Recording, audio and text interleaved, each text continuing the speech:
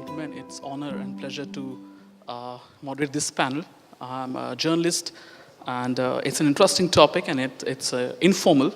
So I would like to begin by introducing. To my extreme right is Prince Max, CEO LGT, and then Darren Walker, President Ford Foundation and Chair USIIA, and to my left is Cheryl Dorsey, President Echoing Green. Very good evening to you.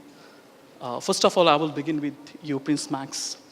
What comes to your mind when you think about India and impact investment? What is the first thing that comes to your mind?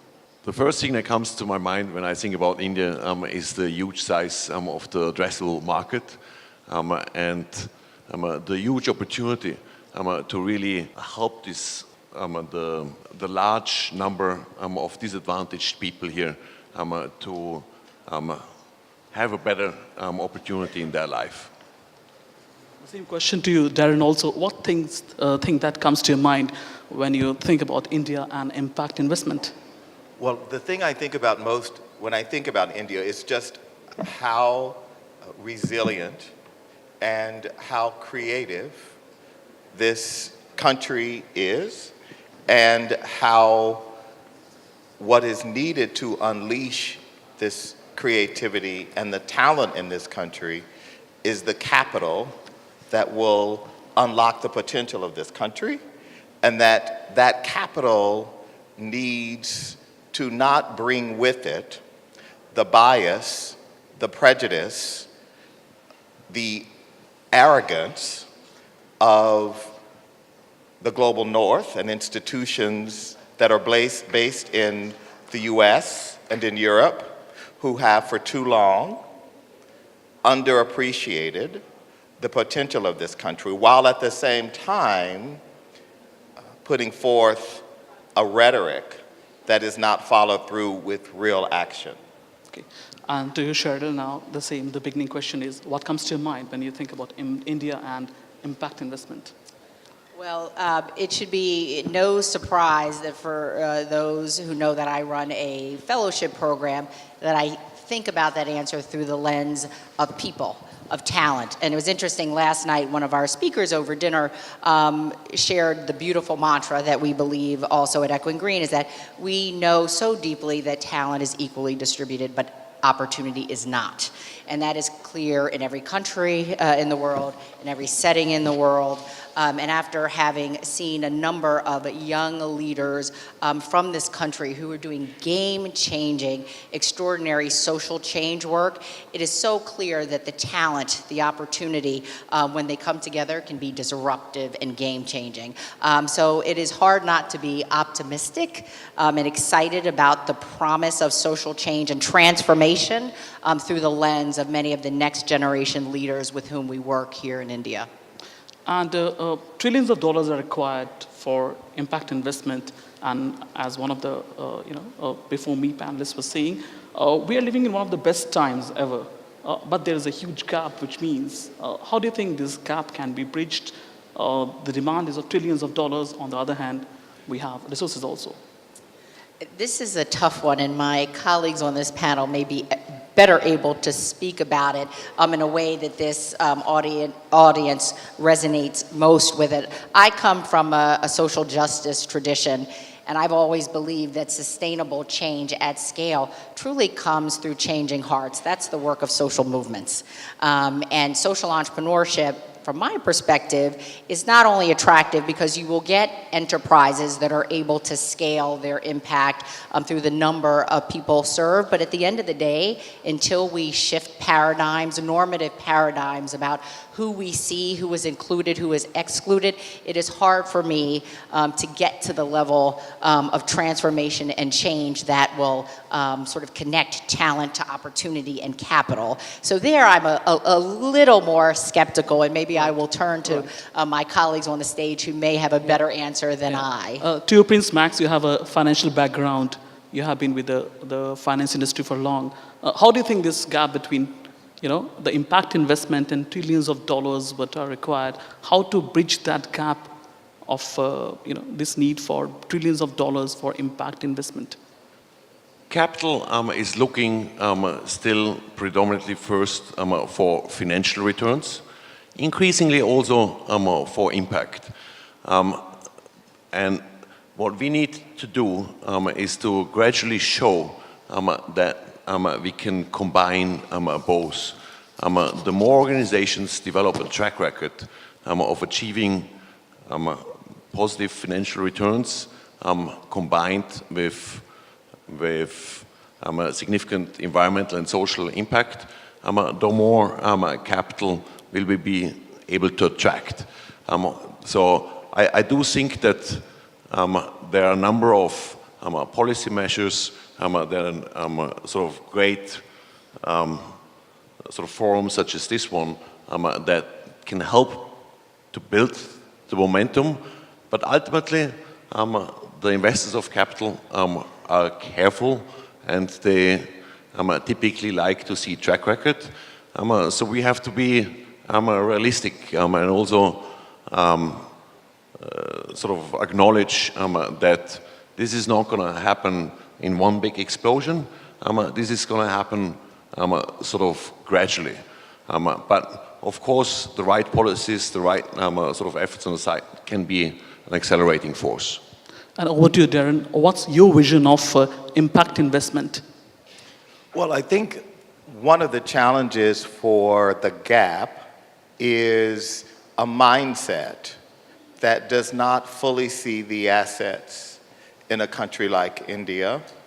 And I think that mindset has to also be addressed, the investor mindset, because I do agree that investors are looking first and foremost for opportunity and return.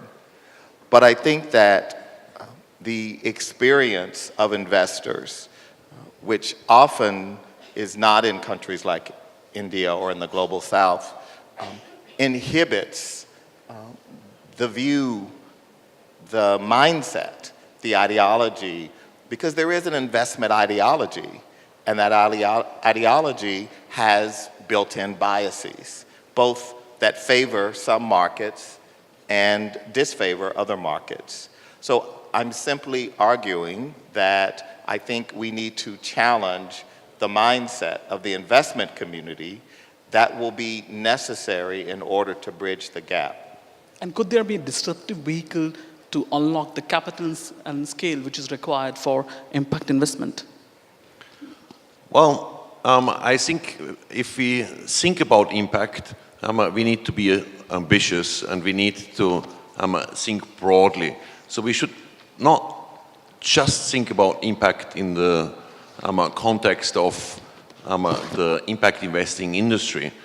We should also think about impact in terms of changing the attitudes of the large invested amount of assets and essentially all the companies and players out there who will be needed to achieve the turnaround that we are looking for.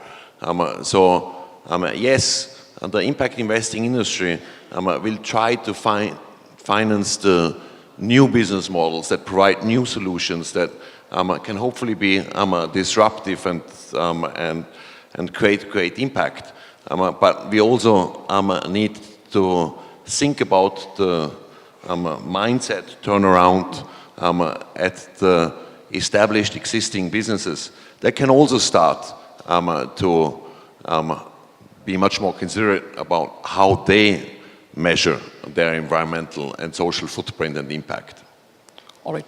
Over to you, Cheryl, now. As we know that you helped launch the Family Van, a community-based mobile health unit in Boston. Can you tell us more about that, and how do you think those ideas can be used to fulfill the ambitions or the aims of impact investment? Well, you know, I've been a member of the Echoing Green community for many years. 25 years ago, I got seed capital from Echoing Green while I was at Harvard Medical School to launch a mobile health unit that was working on the issue of infant mortality in inner city Boston. For those of you who may understand the U.S. context at the time, African American babies were dying at 3 times the rate of white babies, despite living in the shadows of some of the world's best medical facilities, Mass General Hospital, Brigham and Women. So from a racial equity and racial health disparity perspective, it was a devastating indictment of the structural inequities that confront so many of our citizens, global citizens, who are locked out of access to health care and other services. So for me, Echoing Green was a transformative investment that launched me into the social innovation field. And I now have the great privilege to work with many next generation leaders who are trying to sort of get at the root cause of many of the structural problems that are preventing people from living the best lives in their community. And I will say that as practitioners who see the barriers that confront early stage social entrepreneurs, there are opportunities for strategic partnerships that will allow them to go farther faster. A few months ago, we launched a wonderful partnership with the RISE Fund, where they have agreed to carve out up to $50 million of the fund to upsize the equity rounds of our fellows who meet social impact metrics and financial criteria aligned with the fund. So we think that is actually a way to start to unlock more capital at the very earliest stages. It does not address your question about unlocking trillions of dollars, but it should juice the pipeline in the earliest stages.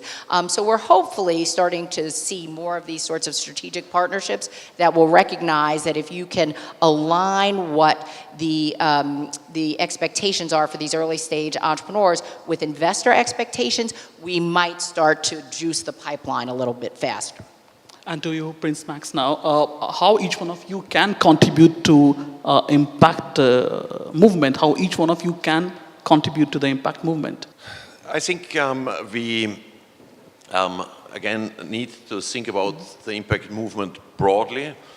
We need to all work the stakeholder groups that we are in our sort of activities exposed to very broadly. So for LGT, the business that I'm looking after, we have a large sort of client base that has significant influence, institutional clients, private clients. We need to push them and ask them to include the impact dimension much more into their thinking. We need to work our suppliers, the external asset managers who we are working with, to push them very hard. I think working the broader stakeholder basis that sort of we are all exposed to is a natural starting point. Okay. To you, Mr. Walker. Yes, well, I think for me, the challenge is my community of American foundations, large American foundation, who by and large are not engaged in impact investing. They certainly are not engaged in exploring how they can and should deploy endowment capital for impact. We, unfortunately, in the United States, have an endowment community, a foundation community, that is conservative in spite of our progressive rhetoric. When you look at how we invest, we are investing in the most normative, traditional asset classes and portfolios that in no way reflect a commitment to justice, racial equity, advancing the rights of women and other people, which I believe, certainly for my institution, my pitch to my trustees was that we could not be a foundation committed to the idea of social justice and not ask ourselves, how do we ensure that we deploy all of our assets for justice? That is not a view that is shared by many of our peers. And this is not to say that we are better than our peers. It is to say, though, that we, like our peers, are privileged institutions. And privileged institutions and privileged people don't like change. We are comfortable, and one of the things that privilege buys you is insularity from the discomfort of interrogating your own values, your own rhetoric. And so my challenge to my colleagues in the American Foundation community is hold up the mirror to ourselves and let's really interrogate and explicate the question of our mission and how we invest. Because I think the time has come when the public should hold us accountable for what we invest in and ensuring that it is aligned with our mission. Now over to you, Cheryl. One incident in your life when you saw the impact movement working, one incident which you can recollect and tell you that when you realized that now the impact movement is working or it's required. Well, I think we are all making the road by walking. I think this is a great example of the momentum that has brought 900 of us here in total from over 50 countries from around the world, from across sectors. I think that's incredibly important. When I think about strategic partnerships where ecosystem players like Echoing Green that have extraordinary pools of talent are finding it easier to interface with investors who are aligned with the values and the vision of these disruptive innovators. That gives me hope and promise. But I think, you make the road by walking, and each and every day it's going to depend on which new entrepreneur gets access that she didn't have yesterday. What new group that is doing something so fundamentally disruptive, but also threatening to the status quo, but are accepted in any way, that's when I will determine that we continue to make progress in this space. And to you, Prince Max, as this discussion is supposed to be very informal, I would like to ask you one incident when you thought that impact movement is required or impact movement is working. Any incident which you can recollect and tell us? I would say that there have been many, but for me, the biggest reward is still when I can visit our portfolio companies where we have invested in, and I can see sort of in their daily activity how they are delivering on what we are aspiring to, be it in the healthcare sector or in the educational sector. It's really it's sort of seeing it on the ground by the organizations that we are involved in, and that is what I think, to me, is still the thing where I'm getting most convinced about impact. And Mr. Walker, one incident which you can recollect and tell us the moment when you realized impact movement is required and it's working. Well, in the 1990s, I led an organization in Harlem that was at the time tasked with redevelopment, because it's hard to imagine now, but if you live in New York, there was a time when people didn't actually want to live in Harlem. Hard to believe today. But in 1992, we attempted to build a supermarket. Harlem, in spite of the fact that there were 400,000 people, was a food desert. There was not even one supermarket. And the reason was because the market had determined that there was no money to be made for a supermarket in Harlem. And so it was only through the patient capital, the impact, social impact capital that was provided to us to ultimately, after 5 years of long, hard fight, we were able to build that supermarket. That supermarket went on to be one of the most profitable in the entire chain of Pathmark stores. The reason that supermarket could not get built and why it took so long was because the market had decided that communities like Harlem, populated largely by working class and poor blacks, did not offer market opportunity. And so the community was left to fend for itself, buying food from bodegas and predatory small grocers. What that triggered for me was a realization that across America, there are food deserts where traditional financing was simply unwilling or unable. A combination of good policy, the Community Reinvestment Act, and the movement, the early movement of social impact investing made it possible for supermarkets across America in what had been called ghettos to be built. And if you look across all of those supermarkets that have been built, and I know them all from Harlem to Watts, they all have succeeded beyond expectations. And it was simply because the expectations of the market vis-a-vis communities like Harlem, the south side of Chicago, and Watts was simply so low. And Mr. Walker, immigration is one issue which is being debated across the world. How do you think impact investment or the movement can address this issue of immigration across the world? Because there are different stands which have been taken across the world on this issue of immigration.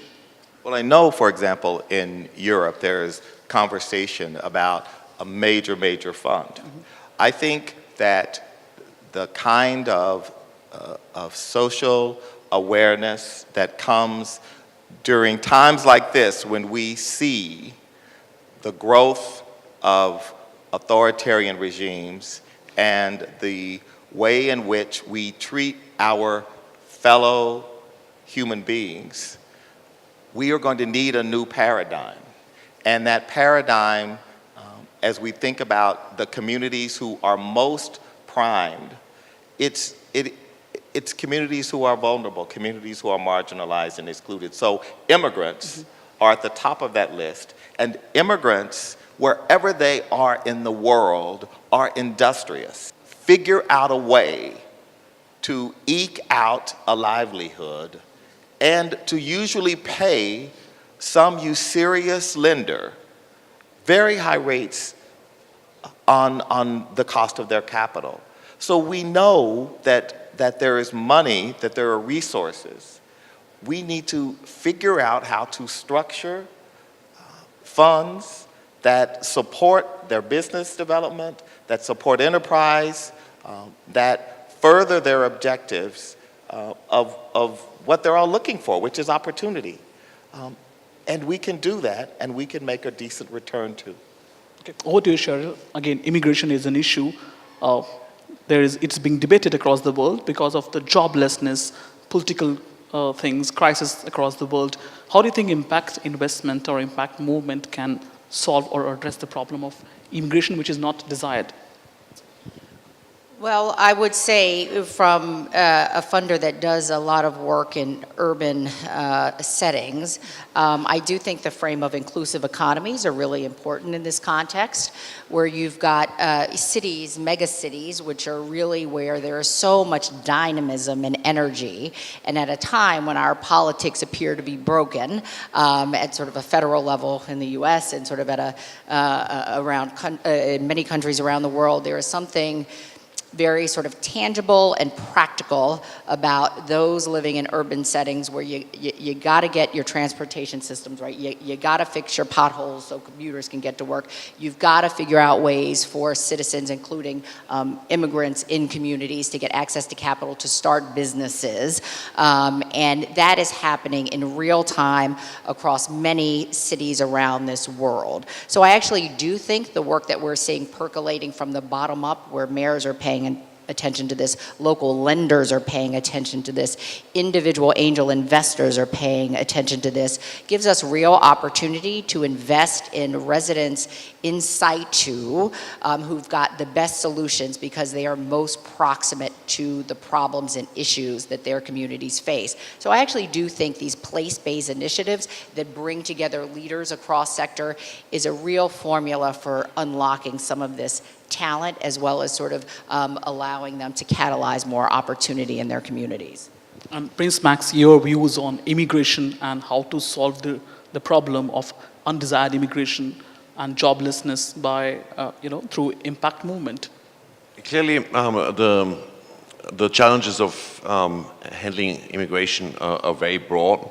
And one way we or I think there are two sort of obvious directions how we need to address it. On one hand, we need to improve the capacity to integrate immigrations, because that has not done successfully in the past, and of course it's not easy. And if I look at a number of initiatives that have been started now in a number of countries, also in Europe, that has been faced by this accelerated immigration over the last couple of years, I can see that that capacity is improving. And on the other hand, it is clearly the effort to make sure that the world develops in a way where hopefully people have less of a reason to emigrate. And so we need to address the many problem areas in this world better than we have in the past, become more global in our efforts and ambitions. Because what we have seen over the years is that the willingness to emigrate and the capabilities have increased a lot. And we have become a much larger population globally. So what we have seen is the world has become much more connected, and we need to all think less nationally and think more globally. And I think we have to recognize that we're all here because we believe in impact investing, but impact investing is one important contribution.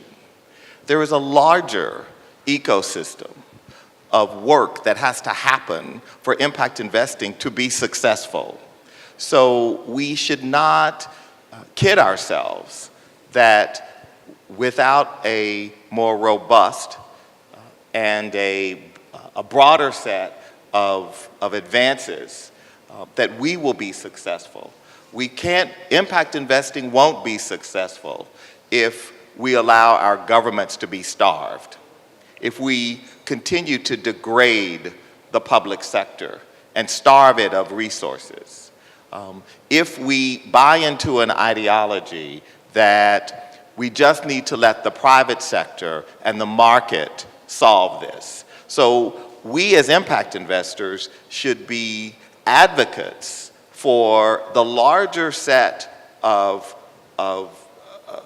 resilience that we need within economies, within societies. Otherwise, we will contribute to an ideology that says the market will solve these problems, and we just need to add a little CSR or add a little social dimension to how one thinks about investing. All right, and Cheryl, for the closing remarks, I would like to ask you, the platforms like GSG Impact Summit, how do they help you in you and the general public in gaining momentum, in helping create an awareness? How do they help? Well, I would just say, again, for me, it all comes back to people. And we are talking a lot over the yesterday, last evening, today, and tomorrow about financial capital. But I think we can't underestimate the import of social capital, because at the end of the day, as human beings, we are relational creatures. And there's something just about being in this space together, forging new relationships, that is incredibly important. There have been many studies that have been done around the problem of homophily in the impact investing space, sort of the dangers of like investing in like, right? You're more likely to invest with someone with the same educational pedigree or other affinity characteristics. And I think, going back to one of your earlier questions, we have the opportunity to unlock much more capital when we start to broaden that horizon, right? And spaces like these that allow us to look beyond sort of these affinity-based relationships really does hold great promise. So hopefully next year there will be 1,000 of us from 60 countries around the world. And I think, again, we sort of move forward each and every year, because we will expand this movement when we expand those who are allowed to join us in this room. And Mr. Walker and Mr. Max, So how do these events help you, generate that overall awareness about the impact movement? How do they help? Well, I think we can just Google impact investing and longitudinally look at that and see how the growth in the public discourse, the investment dialogue about impact has grown. And so I think events like this, leaders like Sir Ronnie and the Vice President Gore, stepping forward and using their voice, their platforms, to educate the public and to demonstrate the efficacy of the idea so that those who would resist this change can no longer use, well, there's no track record. There's no indicator that this is really anything other than, some liberal's pipe dream about how to change the economy. So I think we're seeing the results, and the movement is growing, and we're mobilizing more and more people. And next year, indeed, Cheryl, we'll probably see more than 1,000 people. And Prince Banks, the closing remarks from your side. I think this event and similar events are great in promoting the impact dimension as a crucial dimension going forward in business. I think that this event is also great to learn from each other, because we have different representatives here, representatives from government who have the responsibility to integrate the impact dimension better into policy, setting the rules of the game better. Then we have not just the setter of the rules of the game, but the players of the game. Some of them have already created track record and have great examples to show. And that is important because we can learn from them. We can exchange ideas, learn from what has worked, what hasn't worked. So I think these events are really needed as a sort of tool to promote this incredibly important overall dimension. Well, thank you all of us for joining me this evening. Have a good day to all of you. Thank you.